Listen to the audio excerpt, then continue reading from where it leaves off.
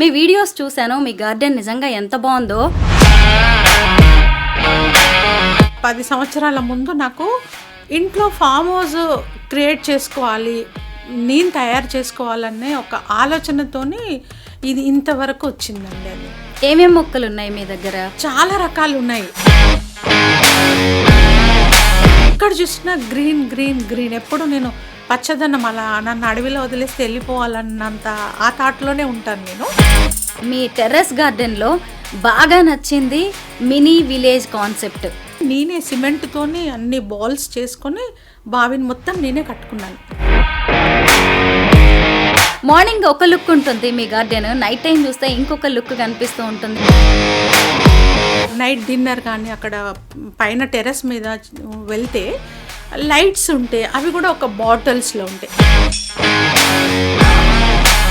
మీరు పసుపు అలాగే ద్రాక్ష పండించడంలో అసలు రికార్డు సృష్టించారు. పొద్దున సాయంత్రం వాటికి ఏం చేయాలి, అది ఖచ్చితంగా కేర్ తీసుకోవాలి. మీ టెర్రస్ గార్డెన్లో పక్షులు, మూగజీవాల కోసం కూడా చాలా ఏర్పాట్లు చేశారు. నాకు నేచర్ ఎక్కువ ఇష్టపడతాను కదా, నాకు పక్షులు అంటే కూడా చాలా ఇష్టం. అసలు మీ డైలీ రొటీన్ ఎలా ఉంటుంది? వంట చేస్తుంటాను అనుకోండి, ఒక 5 మినిట్స్ అందులో టైం దొరికితే వెంటనే ఫోన్ తీసి శారీస్ ఏం వచ్చాయి కొత్తవి, ఏం పోస్ట్ చేయాలి. మీరు గార్డెనింగ్ అనేది మీ ఇంటి వరకు, మీ వరకు అనుకున్నారు కానీ అది రాష్ట్ర ప్రభుత్వం వరకు వెళ్ళింది. అనేక అవార్డులు కూడా వచ్చాయి మీకు. అవార్డు వరకు వెళ్ళిందంటే అయితే నేను చాలా, అసలు నా లైఫ్లో పెద్ద అచీవ్మెంట్ అనుకున్నాను నేను.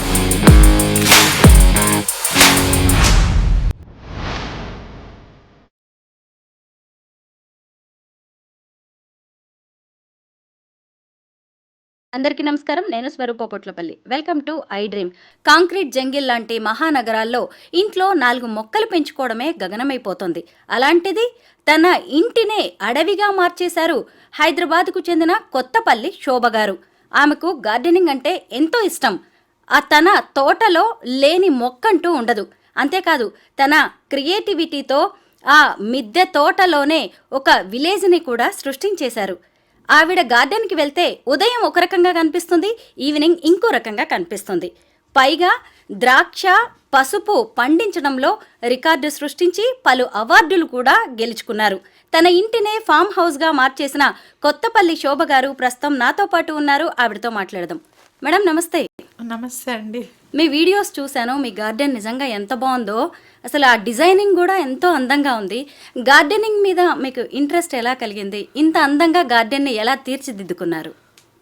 ఇంట్రెస్ట్ అంటే ఎందుకు వచ్చిందనేది నాకు కరెక్ట్గా తెలియదు. బట్ మా పిల్లలు చిన్నగా ఉన్నప్పటి నుంచి కూడా నేను ఏవో ఒక 4 తొట్లు అయినా కానీ చెట్లు తెచ్చి పెట్టుకోవడము. అది ఈ మధ్య నేను మా బాబువి పాత ఫొటోస్ చూసినప్పుడు, ఓహో నేను అంటే ఆ టైంలో కూడా ఇలా బాబు సిరిలాక్ డబ్బాలు ఉంటాయి కదండి, దాంట్లో కూడా చెట్లు పెట్టుకున్న ఫొటోస్లో బాబు వెనుక మొన్న రీసెంట్గా చూశాను నేను. అంటే అప్పటి నుంచి ఉంది నా మైండ్లో అది, ఒక చెట్ల మీద ఒక ప్రేమ అనుకోండి, ఇంట్రెస్ట్ అనేది. అది మెల్లిమెల్లిగా అలా డెవలప్ అవుతూ వచ్చింది. కొన్ని తొట్లు పెంచుకుంటూ మామూలుగా కొన్ని వాటికే పెట్టుకున్నాను.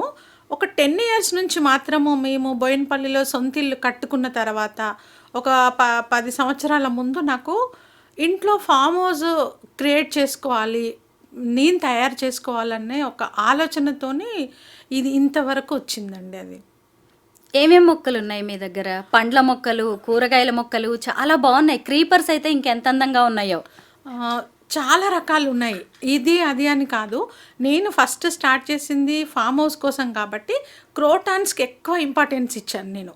అంటే ఏవైతే క్రోటాన్స్ పెడితే ఒక ఫామ్ హౌస్ లుక్ వస్తుంది మనకు పైన టెర్రస్ పైన, ఏవి ఎక్కువ పెద్దగా పెరుగుతాయి, తక్కువ టైంలో పెద్దగా పెరిగే చెట్లు, మెయింటెనెన్స్ తక్కువ ఉండే చెట్లు, విత్ మళ్ళీ మనం ఏ ఫర్టిలైజర్స్ వేయకుండా జస్ట్ వాటర్ వేస్తే, ఇంకొకటి ఏంటంటే సెమీ షేడెడ్లో పెట్టుకుంటే ఏ చెట్లు పెరుగుతాయి, ఇలా వాటి మీద రీసెర్చ్ చేస్తూ నేను అలా తక్కువ మెయింటెనెన్స్లో మనకు లుక్ ఫామ్ హౌస్ లుక్ కనిపించాలి, పైకి వెళ్తే గ్రీనరీ ఉండాలి. నాకు ఒక్కటే పిచ్చి ఏంటంటే ఎక్కడ చూసినా గ్రీన్ గ్రీన్ గ్రీన్. ఎప్పుడు నేను పచ్చదనం, అలా నన్ను అడవిలో వదిలేస్తే వెళ్ళిపోవాలన్నంత ఆ థాట్లోనే ఉంటాను నేను. అలా అవి పెట్టుకున్నాను. దాని తర్వాత ఇంకా ఫ్లవర్స్ అనుకోండి, ఫ్లవర్స్ ఉన్నాయి, క్రీపర్స్ ఉన్నాయి, fruits, vegetables, all varieties, water lilies, lotus plants, అన్ని వెరైటీస్ ఉన్నాయండి. శోభ గారు, అసలు నాకు మీ టెర్రస్ గార్డెన్లో బాగా నచ్చింది మినీ విలేజ్ కాన్సెప్ట్. బావి కూడా తయారు చేశారు. ఎందుకు అలా చేయాలనిపించింది మీకు? అది చెప్పాను కదండి, నాకు చిన్నప్పటి నుంచి కూడా పల్లెటూరు అంటే చాలా ఇష్టం. ఇలా అందరూ అప్పుడు నా టైంలో కూడా ఇలా పట్నం వెళ్ళాలి, హైదరాబాద్ వెళ్ళాలి, అక్కడ సెటిల్ అవ్వాలి ఇట్లా అనుకునేవాళ్ళు. నేను అప్పటి నుంచి కూడా, నేను 10th ఇంటర్ అప్పుడు కూడా నేను పల్లెటూరులోనే ఉండాలి, నాకు పెళ్ళైతే కూడా పల్లెటూరు అబ్బాయితోనే పెళ్ళి అంటే అలాంటి ఆలోచనలోనే ఉండేదాన్ని. మా నాన్నమ్మ వాళ్ళు ఇంట్లో అడిగేవాళ్ళు, మా అక్కయ్యని నన్ను, లేదు లేదు నాకు పల్లెటూరు అబ్బాయే కావాలి అలా అనేది. అంత ఇష్టం నాకు పల్లెటూరు అంటే. అయితే అది ఆ మైండ్లో ఉండి నేను ఎందుకు పల్లెటూరు నాకు బావి చూస్తే ఒకలాంటి అటాచ్మెంట్ లాగా అనిపిస్తుంది, నాకు అది ఎందుకు చాలా ఇష్టము. అందుకని నేను ఏం చేశానంటే ఒక ప్లేస్ని కొంచెం టెర్రస్లో ఒక కార్నర్ ప్లేస్ని కొంచెం ఇలా గట్టులాగా కట్టేసుకొని దాంట్లో బావి తయారు చేసుకున్నాను, చెరువు కట్టుకున్నాను. మళ్ళీ నాకు ఎలా ఉంటుందంటే, ఇప్పుడు మేస్త్రిని పిలిచి బావి కట్టమంటే కట్టేస్తాడు వాడు. లేదు, నేను అనుకున్నట్టు రావాలి, అవి ఇలాగే రౌండ్గా అనాలి. వాళ్ళు చేస్తే వేరేలాగా చేస్తారు కదా, నాకు నచ్చదు. నా పని నేను చేసుకోవడం నాకు చాలా ఇష్టం అన్నట్టు. అందులో నేను ఎక్కువ సాటిస్ఫాక్షన్ పొందుతాను. అందుకని నా బావిని నేనే సిమెంట్తోని అన్ని బాల్స్ చేసుకొని బావిని మొత్తం నేనే కట్టుకున్నాను. చెరువు కూడా నేనే కట్టుకున్నాను, కంకర అవంతా కలిపి. ఆ చెరువు మధ్యలో ఒక గుడిసె. ఆ గుడిసె కూడా ఎలా ఉండాలంటే క్రియేటివిటీ, నాకు కొంచెము క్రియేటివిటీ ఎక్కువ అని నేను అనుకుంటా. గుడిసె అక్కడ పక్కన పెట్టొచ్చు, లేదు అలా 4 కట్టెలు పెట్టి దానిపైన గుడిసె పెట్టి ఇలా నిచ్చెనతో ఎక్కి పైకి వెళ్ళి అలా ఉండాలని, మళ్ళీ 4 కట్టెలు పెట్టుకొని సిమెంట్తోని దానిపైన ఒక ఏదైనా నాకు ఇంట్లో ఉన్న వాటితోనే ఎక్కువ నేను దాన్ని తయారు చేసుకుంటాను. ఇప్పుడు తొట్టి కింద మనం ప్లేట్ పెట్టుకుంటాం కదా వాటర్ పోకుండా, ఆ కట్టెల పైన అది పెట్టి దాని మీద ఒక తొట్టినే కట్ చేసి దానికంతా గడ్డి పెట్టేసి ఒక గుడిసెలాగా తయారు చేసుకుని 2 బొమ్మలు, ఒక భార్య ఇద్దరు కూర్చున్నట్టుగా, అలా మళ్ళీ చిన్న చిన్న కట్టెల పుల్లలతో నిచ్చెన, ఈ చెరువు బయట నుంచి వాళ్ళు ఎక్కి దాని మీదకి వెళ్ళినట్టు అలా తయారు చేసుకున్నాను నేను. నాకు అట్లా చేసుకోవడం ఇష్టము. ఒక రచ్చబండ, పల్లెటూరులో ఏముంటాయి, ఒక రచ్చబండ ఉండి అందరు కూర్చొని మాట్లాడుకోవడము, ఒక వంట చేసుకునేవి, ఒక పశువుల కొట్టము, 2 ఆవులు, దానికి మళ్ళీ కట్టేసి అంతా మొత్తం ఒక సేమ్ పల్లెటూరు అలా మొత్తం క్రియేట్ చేసుకున్నాను నేను. నాకు ఇష్టం చాలా పల్లెటూరు అంటే. నేను ఇప్పుడు మా వారు రిటైర్ అయినాక కూడా మా పిల్లలు ఒకే సెటిల్ అయిపోయారు, మా మనమడు మనమరాలు పెద్దగా అయిపోయాక ఎప్పుడు అడుగుతుంటాయి నన్ను, మనం వెళ్ళి ఎక్కడైనా పల్లెటూరులో వెళ్ళి ఉందాము అని. అలా ఉంటుంది నా ఆలోచన విధానం వల్ల, నా కోరిక అట్లా పల్లెటూరులో ఉండాలని. ఆ పల్లెటూరు మనుషులతోని కలిసి ఉండడం నాకు చాలా ఇష్టం. వాళ్ళంతా కల్మషం లేని వాళ్ళలాగా అనిపిస్తారండి నాకు. పల్లెటూరు వాళ్ళంటే బాగా ఇష్టపడతాను నేను. అసలు గార్డెనింగ్ అనేదే ఓ కళ. మీరు మీ గార్డెన్ని ఎంతో అద్భుతంగా డిజైన్ చేసుకున్నారు. ముఖ్యంగా మార్నింగ్ ఒక లుక్ ఉంటుంది మీ గార్డెన్, నైట్ టైం చూస్తే ఇంకొక లుక్ కనిపిస్తూ ఉంటుంది. అంత అందంగా తీర్చిదిద్దుకున్నారు. ఎలా చేశారు? ఆ ప్రత్యేక డిజైనింగ్ గురించి మాకు చెప్పండి. ఇప్పుడు నేను ఏది చూసినా, ఇప్పుడు ఇలా నిలబడ్డానంటే అక్కడ ఒకటి వేస్ట్ కనబడింది అనేసరికి దీన్ని ఏం చేయొస్తుంది, దీంతో ఏం తయారు చేయొచ్చు, దీన్ని ఎక్కడ హ్యాంగ్ చేయొచ్చు, ఎప్పుడు ఇవే ఆలోచనలు నాకు తిరుగుతూ ఉంటాయి. నీకు ఎలా వచ్చింది ఐడియా అంటే నేను చెప్పలేను. అది ఇప్పుడు ఎలాగ ఇక్కడ వేస్ట్ ఏదైనా పడింది అనుకోండి, దాన్ని తీసేసి ఓకే ఇది ఇక్కడ తీసి ఇక్కడ కడదాము అని చెప్పి ఆలోచిస్తూనే ఉంటాను. ఎప్పుడు ఏదన్నా ఒకటి ఏది కనిపించినా దాన్ని తయారు చేయడం, దాన్ని హ్యాంగ్ చేయడం అక్కడ.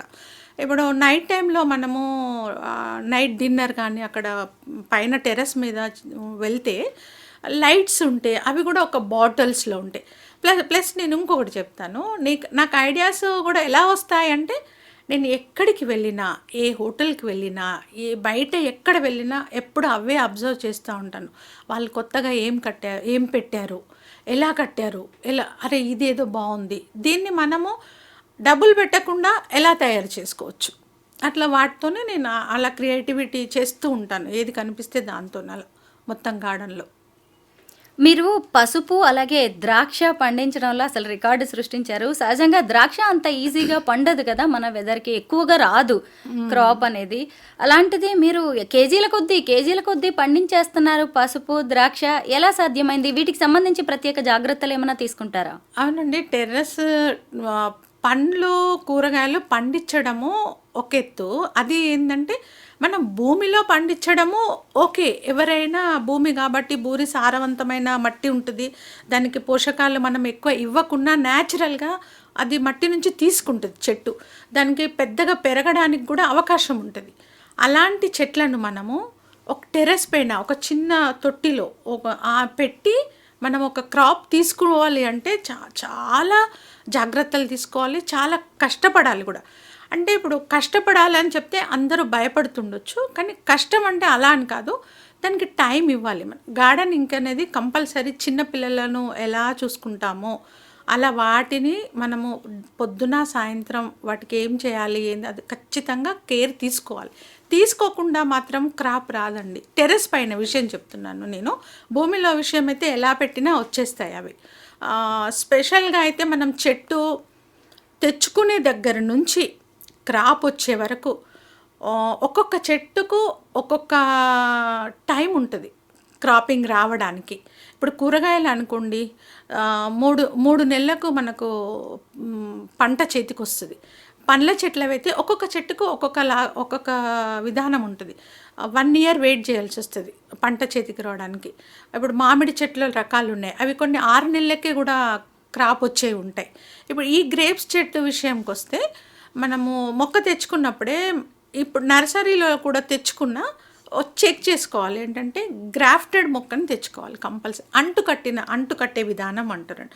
2 చెట్లను కట్ చేసి ఒక దగ్గర పెట్టి అంటు కడతారు. ఆ చెట్టు తెచ్చుకుంటేనే మనకు క్రాప్ తొందరగా వస్తుంది, పంట తొందరగా వస్తుంది. 1 ఇయర్ లోపల మనము గ్రేప్స్ హార్వెస్ట్ చేసుకోవచ్చు. అదే నార్మల్ చెట్టు కానీ సీడ్స్తో కానీ పెడితే 2 ఇయర్స్ 3 ఇయర్స్ వెయిట్ చేయాల్సి వస్తుంది. అన్ని ఇయర్స్ మనము ఆ చెట్టుకు పోషకాలు ఇస్తూ వెళ్ళాలి. అంటే చాలా లాంగ్ టైం. టెర్రస్ మీద పండించడం కొంచెం కష్టం అవుతుంది అన్నట్టు. అంటే గ్రాఫ్టెడ్ తెచ్చుకుంటే మనము ఈజీగా చేసుకోవచ్చు. పసుపు అయితే చాలా ఈజీ అండి. నాకు నచ్చింది పసుపు. అసలు నేను ఇంకా చాలా పండించాలని చాలా కోరిక ఉంది నాకు. పసుపు అయితే దానికి ఏమీ అవసరం లేదు. అసలు స్పెషల్ కేర్ అవసరం లేదు. కష్టపడాల్సిన అవసరం లేదు. వద్దు అంటే మనకు పసుపు అది ఇస్తాను నేను, నన్ను వాడుకోండి అంటే న్యాచురల్గా కల్తీ లేని పసుపు అని చెప్పినట్టు అనిపిస్తుంది నాకు పసుపు చెట్లను చూస్తుంటే.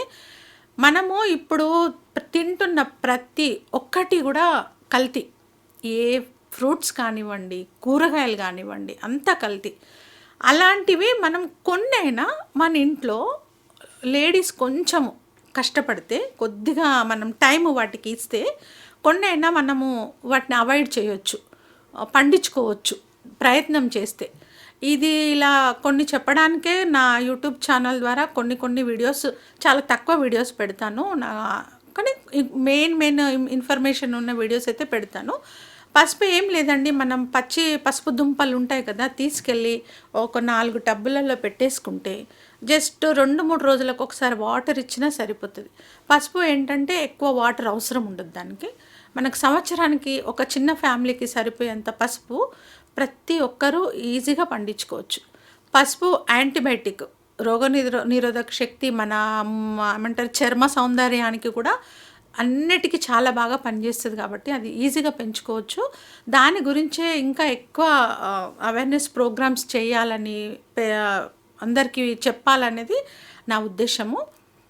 మీ టెర్రస్ గార్డెన్లో పక్షులు, మూగజీవాల కోసం కూడా చాలా ఏర్పాట్లు చేశారు. ఎందుకని? నాకు నేచర్ ఎక్కువ ఇష్టపడతాను కదా, నాకు పక్షులు అంటే కూడా చాలా ఇష్టము.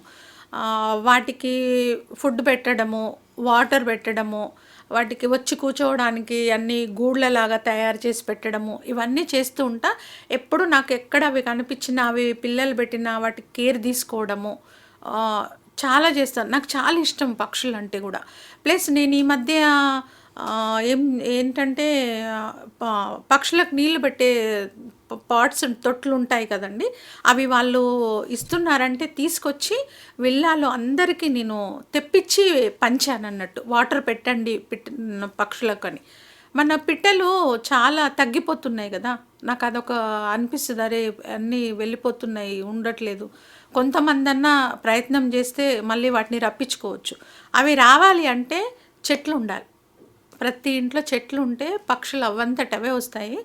మీరు చెప్తే నమ్మరు, ఎవ్రీడే మేము పొద్దున్న లేచేది ఆ పక్షుల సౌండ్లతోనే. అసలు ఎంత మంచి, మాకు ఒక మ్యూజిక్ పెట్టుకున్నట్టండి. ఇంటి ముందు ఆ క్రీపర్స్, ఫ్లవర్స్ పెట్టామనుకోండి, ఎక్కువ పక్షులు వస్తాయి, వాటిలో ఉన్న మకరందం తినడానికి వస్తాయి. అది వచ్చి రోజు పొద్దున అక్కడ ఇంటి ఎదురుగా, డోర్కి ఎదురుగా సౌండ్స్ చేస్తూ ఉంటే చాలా బాగా అనిపిస్తుంది, చాలా బాగా అనిపిస్తుంది అది. శోభ గారు, మీరు ఒకవైపు గార్డెనింగ్ చేస్తారు, ఇంకొక వైపు యూట్యూబ్ వీడియోస్, అన్నిటికీ మించి మీరు శారీస్ బిజినెస్ చేస్తారు, బొటిక్ కూడా ఉంది, ఆన్లైన్ బిజినెస్ చేస్తారు. ఇంకొక వైపు చూస్తే టీవీ షోస్కి వెళ్ళి కుక్కరీ షోస్ చేస్తూ ఉంటారు. అసలు మీ డైలీ రొటీన్ ఎలా ఉంటుంది, ఎలా ప్లాన్ చేసుకుంటారు? ముఖ్యంగా ఫ్యామిలీ సపోర్ట్ ఎలా ఉంటుంది మీకు? నాకు ఫ్యామిలీ సపోర్ట్ చాలా బాగుందండి. ముఖ్యంగా అయితే నేను మా వారికి ఎన్నిసార్లు థ్యాంక్స్ చెప్పినా తక్కువే.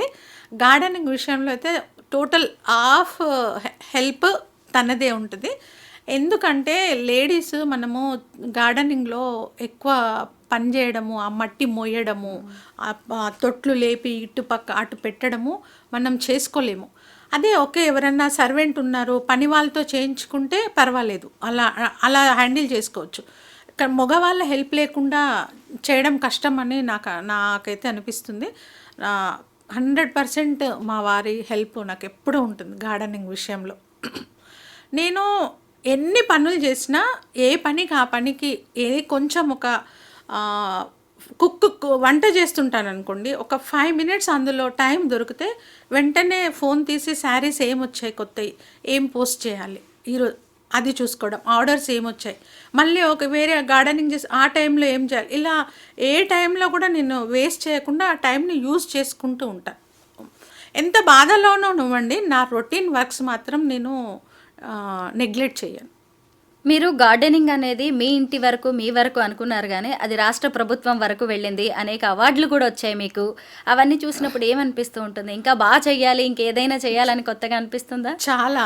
నాకు అంటే నేను అనుకోలేదు, ఏదో ఫామ్ హౌస్ లాగా తయారు చేసుకుందామని, తర్వాత వెజిటేబుల్స్ అని, ఫ్రూట్స్ అని, ఇలా వెళ్తూ వెళ్తూ పెంచుతూ వెళ్తూ ఉంటే ఇంకా పెంచాలి, ఇంకా పెంచాలి. ఒక్క 10 తొట్లతో స్టార్ట్ చేసింది నేను, ఇప్పుడు నా దగ్గర 200-300 తొట్ల వరకు, అంతవరకు కూడా వెళ్తూనే ఉన్నాను. ఇంకా ఇంకా ఈయన అంటారు, కొంచెం చాలు, ఇంకా ఇంకా ఎన్ని కొంటావు, ఇది ఇక్కడి వరకు చాలే, చేయలేమేమో అని. లేదు, ఇంకా చూస్తే మళ్ళీ కొనాలి, చెట్లు చూస్తే కొనాలి, ఏది చూసినా కొనాలనే ఉంటుంది.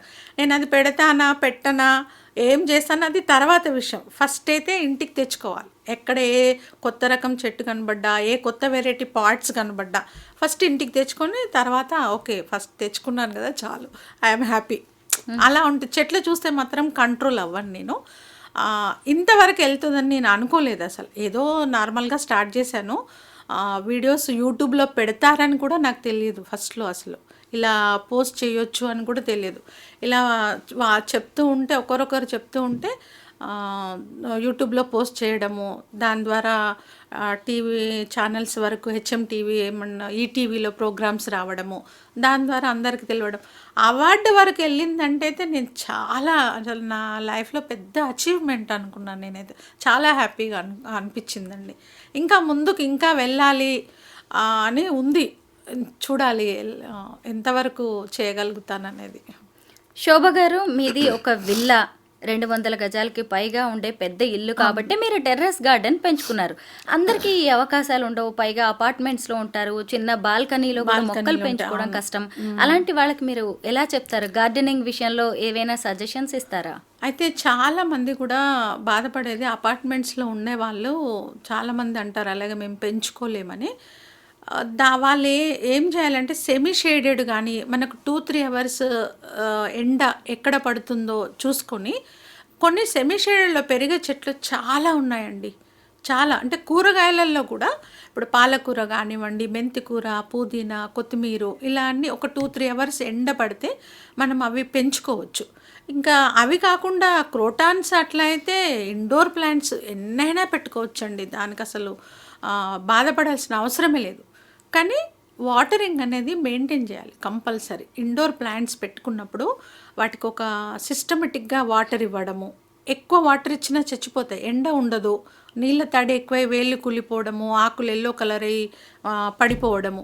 అందుకని వాటికి వీక్లీ ట్వైస్, అది కూడా జస్ట్ స్ప్రే చేసినట్టుగా ఏమంటారంటే ఒక చిన్న టీ స్పూన్తోని అలా అలా చూసుకుంటూ చేసుకుంటే ఖచ్చితంగా పెంచుకోవచ్చు. వాళ్ళు కూడా ఎంతోమంది ఉన్నారు ఇండోర్ అపార్ట్మెంట్స్లో ఉండేవాళ్ళు, చాలామంది పెంచుకుంటున్నారు. మొక్కలు అనేవి పసిపిల్లలు లాంటివి కదా, ఒక్కో మొక్కని ఒక్కో రకంగా జాగ్రత్తగా చూసుకోవాలి. ఏ మొక్కకి ఏ తేడా వచ్చినా కానీ దానికి ఇబ్బందే, బతకడం కూడా కష్టం. ఇంకొకటి ఏంటంటే ఇప్పుడు ఈ మొక్కల్ని పెంచేటప్పుడు మీరు ఎలాంటి జాగ్రత్తలు తీసుకుంటారు?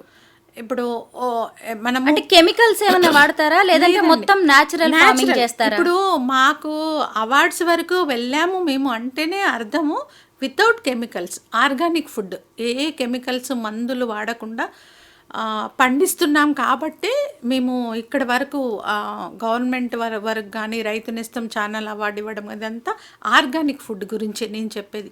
మేము అసలు అంటే చాలామంది ఏమని అనుకుంటారంటే వేయకుండా అంత క్రాప్ ఎక్కడొస్తుంది, ఖచ్చితంగా వేసింది కాదు. అది మనం తినేది, మనం పండించుకునే పంట, అంత నమ్మకంగా మనం పండించుకుంటున్నాం కాబట్టే మేము చెప్పగలుగుతున్నాము. అస్సలు కెమికల్స్ ఏవి వాడకుండా ఆర్గానిక్ ఫుడ్ లాగానే మేము చెట్లను పెంచి క్రాప్ తీసుకుంటున్నాము. మీరు నిన్న 1-2 డేస్ ముందు ఒక 5 kgs గ్రేప్స్ నేను హార్వెస్ట్ చేశాను. గ్రేప్స్ది ఏం లేదండి, కిచెన్ వేస్ట్తోని మనము ఎంత పంట అయినా తీసుకోవచ్చు. ఇది చాలామందికి తెలియదు. మనం తినే ఫుడ్నే మనము ఎరువుగా వాడుకోవచ్చు. మిగిలిన మనం వంట చేసుకున్న మిగిలిన కూరగాయల తొక్కలతోని ఏమంటారు ఎరువు తయారు చేసుకోవచ్చు. చాలా డిఫరెంట్ వెరైటీస్ ఎరువు చేసుకోవచ్చు.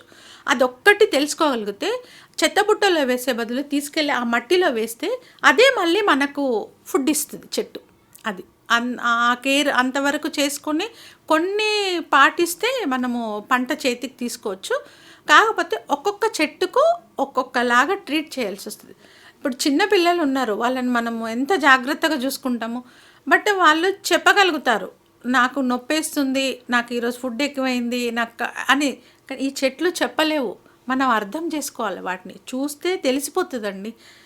ఫస్ట్లో తెలియదు ఎవరికైనా, ఏమంటారు కొన్నిసార్లు ఫెయిల్ అయ్యి అరే ఈసారి ఎండిపోయింది, ఎందుకు ఎండిపోయింది మళ్ళీ పెడతాను అని అనుకోవాలి. ఒక్కసారి ఎండిపోగానే చచ్చిపోగానే అమ్మ రావట్లేదు నాతో కాదు అనుకోవద్దు. అదే చెట్టు మళ్ళీ నేను అలా రిపీటెడ్గా పెడతానండి.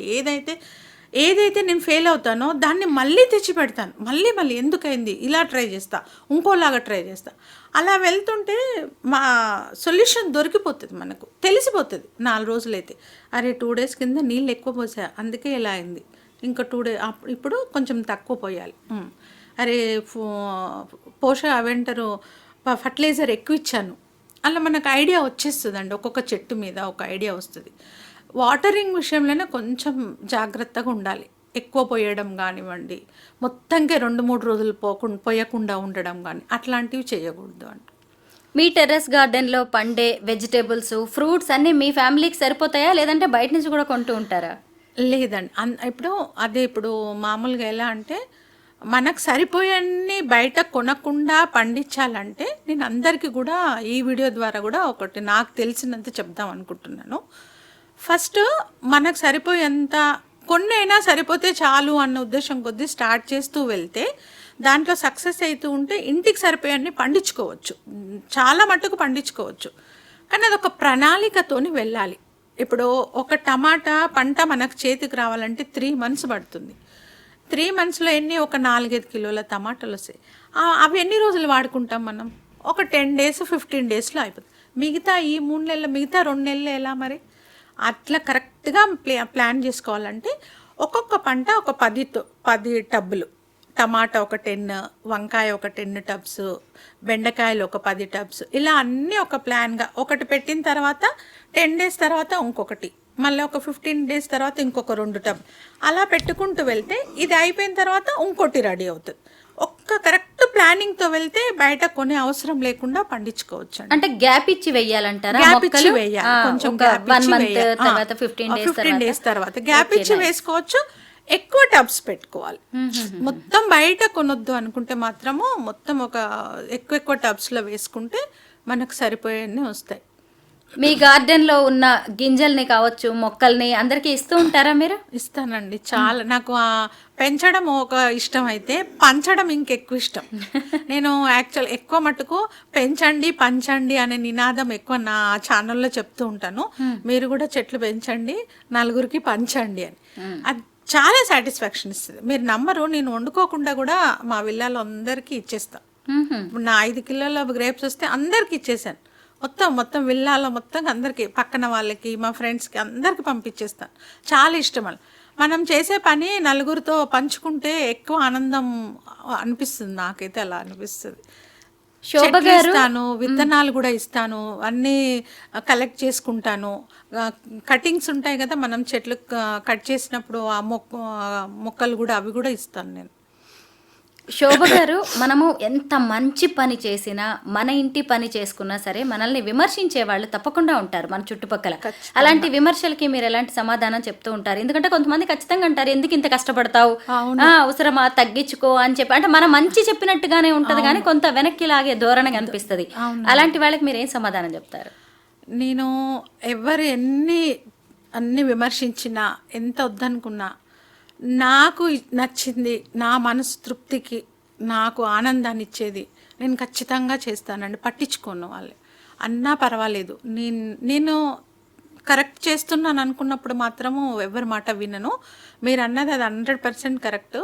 నన్ను ఎవరో ఎందుకండి, మా ఇంట్లో మా పిల్లలు ప్లస్ మా మమ్మీ అయితే ఇప్పటికి కూడా, నువ్వు ఇంకా మానేస్తావా లేదా, ఇంత కష్టం నీకు అవసరమా, హెల్త్ బాగుండదు, నువ్వు ఇప్పుడు స్టాప్ చేసే అంటుంది. ఫోన్ చేయగానే ఫస్ట్ నేను ఇప్పుడు ఏదన్నా ఒక హార్వెస్ట్ చేస్తాను కదా, ఇది ఈరోజు ఈ పండ్లు వచ్చాయని ఫోటో పెడతాను కదా, ఆమె వెంటనే కాల్ చేస్తుంది.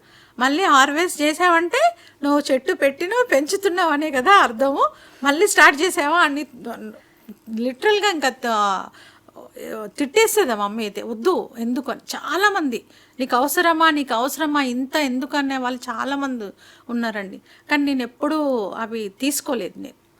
నాకు ఇష్టం, నేను చేస్తున్నాను, నాకు అవుతుంది, అవి ఎంతవరకు చేస్తాను నేను.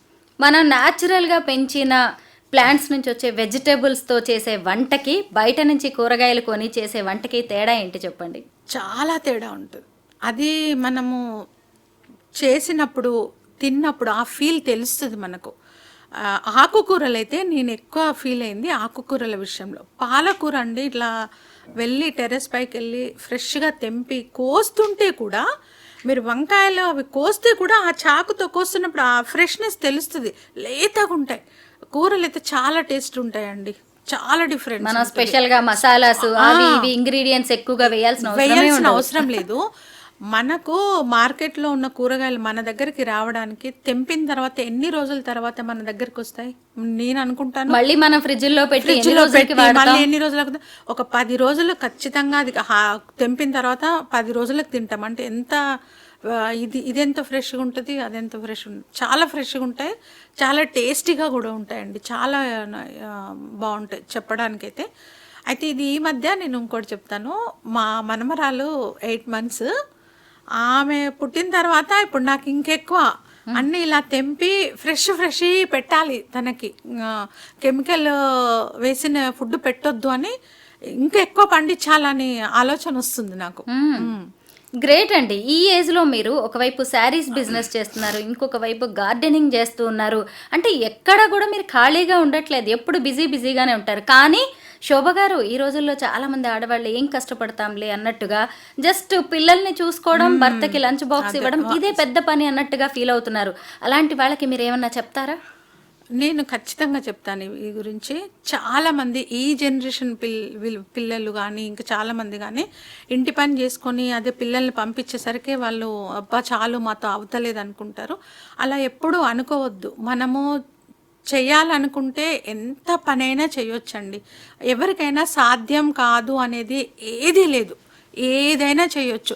చదువుల విషయంలో కానివ్వండి, ఈ గార్డెన్ అనే కాదు, బిజినెస్లో కానివ్వండి. లేడీస్ కొంతమంది చాలామంది మాకు చదువుకోలేదు, మేమేం చేయలేము, మాతో కాదు అనుకుంటారు. అలా ఎప్పుడు అనుకోవద్దండి. చదువుకోకుండా కానీ మనం కష్టపడి ముందుకెళ్తే ఏదైనా సాధించండి. అంత టైం మనకు ఉంది. ఒక కరెక్ట్ ప్లాన్తో వెళ్తే అన్ని పనులు చేసుకోవచ్చు. నేను నా విషయంకే చెప్తాను. నేను 10th పాస్ అంతే. అది Telugu medium only.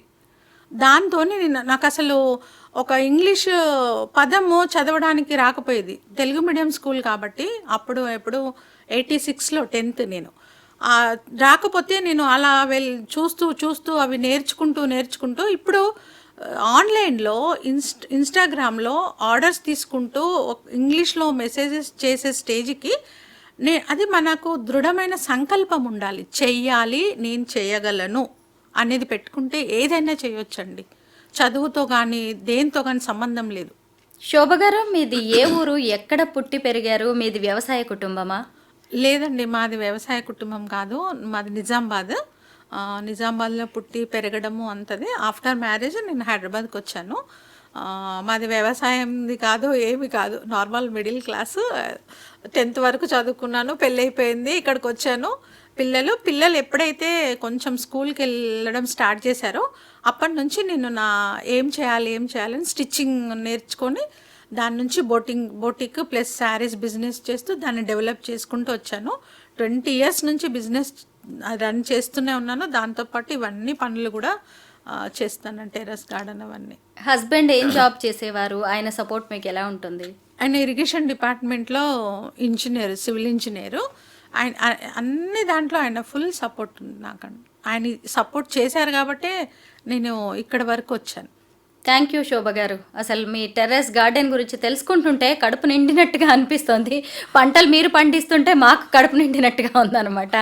Thank you so much. మిమ్మల్ని చూసి ఇంకెంతోమంది ఇలాగ మిద్దె తోటలు పెంచుకోవాలని, ఇంట్లోనే ఏవో 4 మొక్కలు వేసుకొని చివరికి నేను కూడా మంచి ఆహారాన్ని తీసుకోవాలని కోరుకుంటున్నాం. Thank you so much. Thank you అండి.